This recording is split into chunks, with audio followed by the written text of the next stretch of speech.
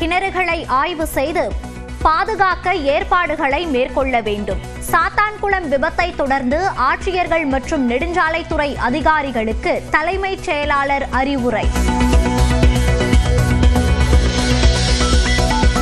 சாத்தான்குளம் அருகே கிணற்றுக்குள் கார் விழுந்து 5 பேர் உயிரிழந்த நிலையில் 30 சவரன் நகைகள் மாயம். தேடும் பணியில் மீட்பு படையினர் தீவிரம்.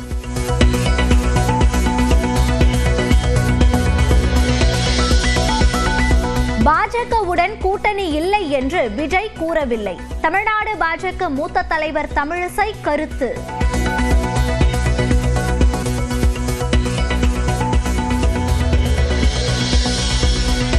ஆரணி சுற்றுவட்டாரத்தில் கனமழை. கமண்டல நாகநதி ஆற்றில் வெள்ளப்பெருக்கு.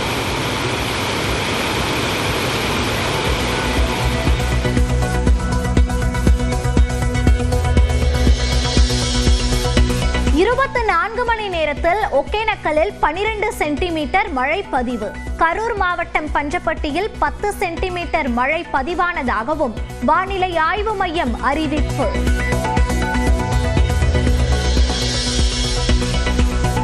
சென்னை, திருவள்ளூர், காஞ்சிபுரம், செங்கல்பட்டு உள்ளிட்ட 14 மாவட்டங்களில் இன்று கனமழைக்கு வாய்ப்புள்ளதாக தனியார் வானிலை ஆய்வாளர் பிரதீப் ஜான் கணிப்பு. கடல் காற்று வீசும் என்பதால் வெப்பநிலை தணிந்து சென்னையில் குளிர்ச்சியான சூழல் நிலவும் வாய்ப்பு. திருப்பூரில் தேசிய கொடி பேரணியில் நயினார் நாகேந்திரனை சந்தித்த 2 காவலர்கள் கட்டுப்பாட்டு அறைக்கு மாற்றம். சகோதரர்கள் இருவர் மீது காவல்துறை ஆணையர் நடவடிக்கை.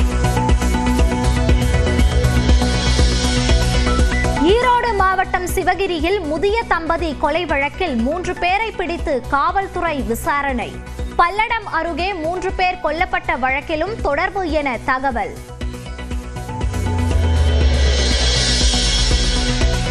இஸ்ரோவின் PSLV C61 ராக்கெட் தோல்வி. EOS-09 செயற்கைக்கோளை சுமந்து சென்ற நிலையில் 3ஆம் கட்டத்தில் தொழில்நுட்ப கோளாறு ஏற்பட்டதாக அறிவிப்பு.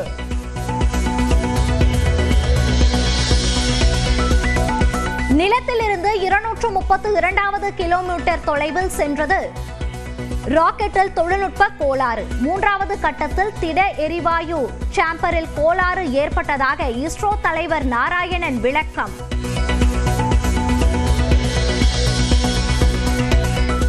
கோடை விடுமுறையால் கன்னியாகுமரியில் குவிந்த சுற்றுலா பயணிகள். ஒகேனக்கலிலும் பெருமளவில் குவிந்து உற்சாகம்.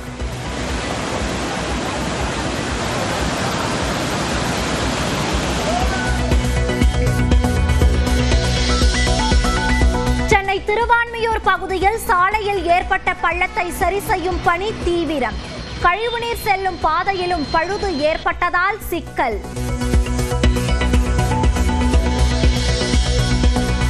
திண்டுக்கல் மாவட்டம் நத்தம் அருகே சமத்துவ மீன்பிடி திருவிழா. 5000த்திற்கும் மேற்பட்ட பொதுமக்கள் ஆர்வமுடன் பங்கேற்பு.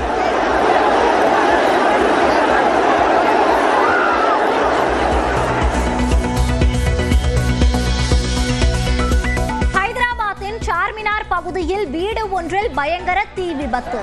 16 பேர் உயிரிழந்த பரிதாபம்.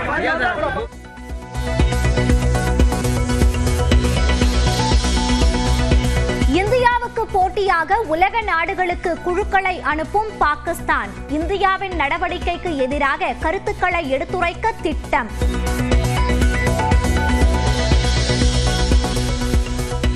நியூயார்க்கின் புரூக்ளின் பாலத்தில் இடிந்த மெக்சிகோவின் கடற்படை கப்பல். 2 பேர் உயிரிழந்த நிலையில் 16 பேர் காயம்.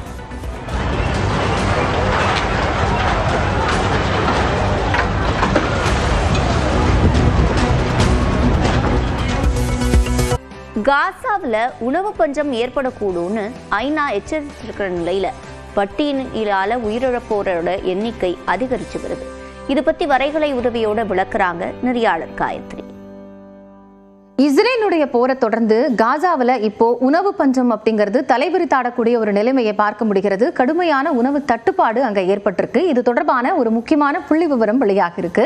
பொதுவாக காசாவினுடைய இந்த ஸ்ட்ரிப் பகுதி இப்போ பாதிப்பிற்கு உள்ளாக இருக்கக்கூடிய பகுதிகள்னு பார்த்தோம்னா பரப்பளவு எடுத்துக்கிட்டோம்னா சென்னையை விட அது குறைவான பரப்பளவு கொண்டது. அதாவது காசாவினுடைய அந்த ஸ்ட்ரிப் பகுதி 365 square kilometre, Chennai 426 square kilometre பரப்பளவு அப்படின்னு சொல்லப்படுகிறது. இந்த போரை தொடர்ந்து காசாவில் உணவின்றி தவிக்கக்கூடிய மக்கள் அதிக அளவில் உருவாகி இருக்கிறாங்க. அங்கே அவங்களுக்கான அன்றாட வேலைகள் இப்படி எதுவுமே இல்லாமல் கையறு நிலையில் இருக்கக்கூடிய ஒரு சூழல் தான் இருக்கிறது. 2023 தான் முதல்ல இஸ்ரேல் இந்த போரை தொடங்கினாங்க. அதன் பிறகு மார்ச்ல தான் போர் நிறுத்தம் அப்படிங்கிறதே உடன்பட்டது. அந்த போர் நிறுத்தத்திற்கு பிறகாக கூட இஸ்ரேல் ராணுவம் நிவாரண பொருட்களை அனுமதிக்க மறுப்பு தெரிவித்தாங்க. இதனால அத்தியாவசியமாக கிடைக்கக்கூடிய பொருட்களுக்காக அங்க தட்டுப்பாடு ஏற்படக்கூடிய ஒரு சூழல் காசா மக்கள் சந்திச்சு இருக்காங்க. அங்க இருக்கக்கூடிய உணவு கிடங்கள் எல்லாம் பொருட்கள் காலியாக இருக்கக்கூடிய ஒரு சூழல் ஏற்பட்டு இருக்கிறது. அது மட்டும் இல்லாம உள்நாட்டுல கோதுமை தக்காளியினுடைய விலை அப்படின்னு பார்த்தோம்னா 3000 மடங்கு அதிகரிச்சிருக்கு அப்படின்னு சொல்லப்படுகிறது. எந்த அளவிற்குனா 1 கிலோ தக்காளி 5000 ரூபாய்க்கும் கோதுமை 1 கிலோ 12000 ரூபாய் வரைக்கும் விற்கப்படுறதாக சொல்லப்படுகிறது. அடுத்ததா பார்த்தோம்னா காசாவில் இது போன்ற ஒரு உணவு பஞ்சம் ஏற்படும் அப்படின்னு ஐநா எச்சரிக்கை விடுத்திருக்கிறாங்க. மார்ச்சில் அந்த உணவு பஞ்சம் ஏற்படும் அப்படிங்கிறது சொல்லப்பட்டிருந்தது. அதை தொடர்ந்துதான் இப்போ ஒரு பெரிய தட்டுப்பாடு அப்படிங்கிறது உருவாகி இருக்கு. இந்த அறிக்கையின்படி பார்த்தோம்னா அதாவது ஐபிசி அப்படின்னு சொல்லப்படக்கூடிய ஒருங்கிணைந்த உணவு பாதுகாப்பு வகைப்பாடு அமைப்பு ஒரு புள்ளி விவரத்தை வெளியிட்டிருக்காங்க. இந்த காசா ஸ்ட்ரிப் பகுதியில் இந்த மேப் அடிப்படையில் பார்க்கும்போது இதெல்லாம் தான் கடுமையான உணவு தட்டுப்பாடின் பிடியில் இருக்கக்கூடிய பகுதிகளாக இருக்கு. காசாவினுடைய சிட்டி, வடக்கு காசா, கான் யூனிஸ், ரஃபா அப்படிங்கிற பகுதிகள் எல்லாம் அதிக அளவிலான பாதிப்பு இருக்கு அப்படின்னு சொல்லப்பட்டிருக்கு. கிட்டத்தட்ட 21 லட்சம் பேர் உணவின்றி பாதிக்கப்படக்கூடிய ஒரு அபாயம் உருவாகும் அப்படிங்கிறது தான் ஐநாவினுடைய அந்த எச்சரிக்கை. அது மட்டும் இல்லாம ஐபிசி குறிப்பிட்டிருக்கக்கூடிய இன்னொரு விஷயம் என்ன அப்படின்னா 5ல் 1 பட்டினியால வாடக்கூடிய ஒரு சூழல் உருவாகும் இன்னைக்கு இருக்கக்கூடிய கணக்கின் அடிப்படையில் அப்படிங்கிற ஒரு தகவலும் வெளியாக இருக்கு. கடந்த 40 நாட்கள்ல, அதாவது ஏப்ரல் 1 மே 10 வரைக்கும் கணக்கிட்டோம்னா இந்த 40 நாட்கள்ல மட்டும் 2.44 லட்சம் பேர் பட்டினியால பாதிக்கப்பட்டிருக்கிறாங்க. 57 பேர் உயிரிழந்திருப்பதாகவும் அந்த ஐபிசியினுடைய அறிக்கை தெரிவித்திருக்கிறது. சரி, இதெல்லாம் ஒருபுறம் இருக்க, பஞ்சம் அப்படிங்கிறது எந்த அடிப்படையில் அறிவிக்கப்படும், அதற்கான காரணிகள் என்னன்னு பார்த்தோம்னா 3 முக்கிய காரணிகள் வச்சிருக்காங்க. முதல்ல 20% வீடுகள்ல உணவு தட்டுப்பாடு இருக்க வேண்டும் மொத்த மக்கள் தொகையில. அதற்கடுத்தபடியா 6 மாதங்கள்ல இருந்து 5 வயது உட்பட்ட குழந்தைகள்ல 30% பேர் பட்டினியால பாதிக்கப்பட்டு இருக்க வேண்டும். இந்த அடிப்படையில் அது கணக்கிடப்படும். 3ஆம் நிலைன்னு பார்த்தோம்னா 10,000 பேர்ல 2 பெரியவங்களோ அல்லது 3 குழந்தைகள் 5 வயதுக்குட்பட்டவர்களாக இருப்பவர்கள் அவங்க உயிரிழந்திருந்தால் அந்த பகுதி பஞ்சத்தால பாதிக்கப்பட்ட பகுதியாக அறிவிக்கப்படும். இப்போ காசால இருக்கக்கூடிய ஒரு சூழல்னு பார்த்தோம்னா பஞ்ச அறிவிப்பிற்கு முந்தைய நிலை. இது படிப்படியாக அதிகரித்து மேலும் அங்க இருக்கக்கூடிய ஒட்டுமொத்த மக்கள் தொகையில பெரிய பாதிப்பை ஏற்படுத்தும்ங்கிறதுனால முன்கூட்டியே அங்க பஞ்ச அறிவிப்பை வெளியிட்டு அந்த மக்களை பாதுகாக்கணுங்கிற ஒரு குரலும் ஓங்கி ஒலிக்குது. ஆபரேஷன் சிந்தூர் நடவடிக்கைகளை எடுத்துரைப்பதற்காக வெளிநாடுகளுக்கு செல்லும் 7 குழுக்களை மத்திய அரசு அறிவித்துள்ளது. இதில் ஒரு குழுவின் தலைவராக காங்கிரஸ் கட்சி பரிந்துரைத்ததாக சசி தரூர் நியமிக்கப்பட்டிருப்பது சர்ச்சையை ஏற்படுத்தியுள்ளது. ஆபரேஷன் சிந்தூர் மற்றும் தீவிரவாதத்திற்கு எதிரான இந்தியாவின் நிலைப்பாட்டை உலக நாடுகளுக்கு எடுத்துரைக்க அனைத்து கட்சி எம்பிக்கள் அடங்கிய 7 குழுக்களை மத்திய அரசு அமைத்துள்ளது. பாஜகவின் ரவிசங்கர் பிரசாத், பைஜயந்த் பாண்டா, காங்கிரஸ் கட்சியின் சசி தரூர், ஐக்கிய ஜனதா தளம் கட்சியின் சஞ்சய் குமார் ஜா, திமுகவின் கனிமொழி கருணாநிதி, தேசியவாத காங்கிரசின் சுப்ரியா சுலே, சிவசேனா சிண்டே பிரிவின் ஸ்ரீகாந்த் சிண்டே ஆகியோர் குழுக்களுக்கு தலைவர்களாக அறிவிக்கப்பட்டுள்ளனர். இந்த குழுவினர் ஐநா பாதுகாப்பு கவுன்சிலின் உறுப்பு நாடுகள் மற்றும் முக்கிய நட்பு நாடுகளுக்கு சென்று ஆபரேஷன் சிந்தூர் குறித்து விளக்கமளிப்பார்கள் என அறிவிக்கப்பட்டுள்ளது. மேலும் தீவிரவாதத்திற்கு எதிரான இந்தியாவின் நிலைப்பாட்டை எடுத்துரைக்க உள்ளதாகவும் தெரிவிக்கப்பட்டுள்ளது. இந்த நிலையில் மத்திய அரசின் தன்னிச்சையான இந்த அறிவிப்பை எதிர்ப்பதாக காங்கிரஸ் தெரிவித்துள்ளது. ராகுல் காந்தியை நாடாளுமன்ற விவகாரத்துறை அமைச்சர் கிரண் ரிஜிஜு தொடர்பு கொண்டு வெளிநாடு செல்லும் குழுக்களில் இடம்பெற வேண்டிய எம்பிக்கள் பெயர்களை பரிந்துரைக்க கேட்டுக்கொண்டதாக அக்கட்சியின் மூத்த தலைவர் ஜெயராம் ரமேஷ் குறிப்பிட்டுள்ளார். இதனை ஏற்று ஆனந்த் சர்மா, கௌரவ் கோகாய், சயீத் நசீர் ஹுசைன், அம்ரீந்தர் சிங் ஆகியோரது பெயர்களை காங்கிரஸ் தலைமை பரிந்துரைத்தது. ஆனால் காங்கிரசின் பரிந்துரை பட்டியலில் இடம்பெறாத சசி தரூரை ஒரு குழுவின் தலைவராக மத்திய அரசு அறிவித்துள்ளது. ஒரு கட்சி பரிந்துரைக்காதவரை குழுவில் எவ்வாறு சேர்க்க முடியும் என்று ஜெயராம் ரமேஷ் கேள்வி எழுப்பியிருந்தார்.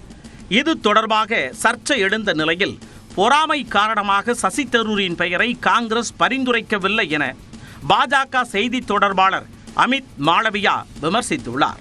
காங்கிரஸ் பரிந்துரைத்த கௌரவ் கோகாய் மற்றும் சையது நசீர் உசைன் பாகிஸ்தான் ஆதரவு நிலைப்பாடு கொண்டவர்கள் என்றும் இவர்கள் இந்தியாவை பிரதிநிதித்துவப்படுத்துவார்கள் என்று எப்படி நம்ப முடியும் என்றும் மாளவியா கேள்வி எழுப்பியுள்ளார். இதனிடையே மத்திய அரசு நியமித்துள்ள 7 குழுக்களில் ஒவ்வொரு குழுவும் எந்தெந்த நாடுகளுக்கு செல்லும் என்ற தகவல் வெளியாகியுள்ளது. சசி தரூர் தலைமையிலான குழுவில் எல்ஜேபியின் ஷாம்பவி சௌத்ரி, ஜேஎம்எம் கட்சியைச் சேர்ந்த டாக்டர் சர்பராஸ் அகமது, தெலுங்கு தேசம் கட்சியின் காந்தி ஹரிஷ் மதுர் பாலயோகி, பாஜகவின் சஷாங் மணி திரிபாதி, புவனேஸ்வர் கலிதா, சிவசேனாவின் மிலிந்த் தியோரா, அமெரிக்காவிற்கான முன்னாள் இந்திய தூதர் தரன்சித் சிங் சந்து ஆகியோர் இடம்பெற்றுள்ளனர். சசி தரூர் தலைமையிலான குழுவினர் அமெரிக்கா செல்ல உள்ளதாக கூறப்படுகிறது. பாஜக எம்பி ரவிசங்கர் பிரசாத் தலைமையிலான குழுவினர் சவுதி அரேபியா, குவைத், பஹ்ரைன் மற்றும் அல்ஜீரியா நாடுகளுக்கு செல்கின்றனர். பைஜேன் பாண்டா தலைமையிலான குழுவில் ஏஐஎம்ஐஎம் தலைவர் அசாதுதீன் ஓவைசியும் பாஜக எம்பி நிஷிகாந்த் துபேவும் இடம்பெற்றுள்ளனர். கடந்த மாதம் இருவரும் கடுமையான வார்த்தை போரில் ஈடுபட்டு வந்த நிலையில் தற்பொழுது ஒரே குழுவில் இடம்பெற்றுள்ளனர். இவர்கள் மேற்கு ஐரோப்பாவில் உள்ள சில நாடுகளின் தலைவர்களை சந்தித்து ஆபரேஷன் சிந்தூர் குறித்து விளக்கமளிக்க உள்ளனர். சஞ்சய் குமார் ஜா தலைமையிலான குழுவினர் ஜப்பான், தென்கொரியா, சிங்கப்பூர், மலேசியா மற்றும் இந்தோனேஷியா நாடுகளுக்கு பயணம் மேற்கொள்கின்றனர். திமுகவின் கனிமொழி கருணாநிதி தலைமையிலான எம்பிக்கள் குழு ரஷ்யா மற்றும் ஸ்பெயின் நாடுகளுக்கு செல்கிறது. சுப்ரியா சுலே தலைமையிலான குழு தென்னாப்பிரிக்கா மற்றும் எகிப்து நாடுகளுக்கு செல்கிறது. மகாராஷ்டிரா முன்னாள் முதலமைச்சர் ஏக்நாத் சிண்டேவின் மகனும் கல்யாண் தொகுதி எம்பியுமான ஸ்ரீகாந்த் சிண்டேவின் குழு ஐக்கிய அரபு எமிரேட்ஸ் மற்றும் ஆப்பிரிக்க நாடுகளுக்கு பயணம் மேற்கொள்ள உள்ளது. இந்த நிலையில் இந்தியாவிற்கு போட்டியாக பாகிஸ்தானும் தங்களது நிலைப்பாட்டை எடுத்துரைக்க வெளிநாடுகளுக்கு தூதுக்குழுவை அனுப்ப முடிவு செய்துள்ளது. இது தொடர்பாக தனது சமூக வலைதள பக்கத்தில் பதிவிட்டுள்ள பாகிஸ்தான், மக்கள் கட்சி தலைவர் பிலாவல் பூட்டோ இந்தியா பாகிஸ்தான் இடையே அண்மை காலமாக அதிகரித்து வரும் பதற்றம் குறித்தும் உலக நாடுகள் மத்தியில் பாகிஸ்தானின் அமைதிக்கான வாதத்தை முன்வைக்கவும் ஒரு குழுவை வழிநடத்துமாறு பிரதமர் ஷபாஸ் ஷெரீப் தன்னிடம் கேட்டுக்கொண்டதாக குறிப்பிட்டுள்ளார். இந்த சவாலான காலத்தில் பாகிஸ்தானுக்கு சேவையாற்றுவதை பெருமையாக கருதுவதாகவும் பிலாவல் பூட்டோ தெரிவித்தார்.